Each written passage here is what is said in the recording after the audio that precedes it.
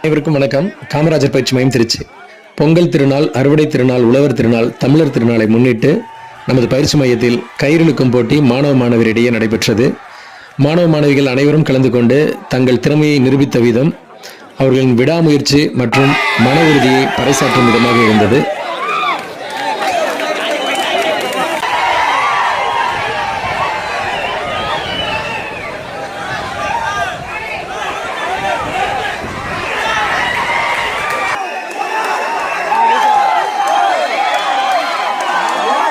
இந்த அளவுக்கான ஃபோர்ஸோட கிடைச்ச இளைஞர்கள் தெரியாது.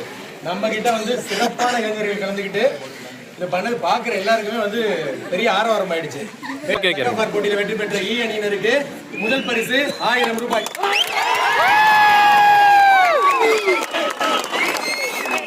அனைவருக்கும் இனிய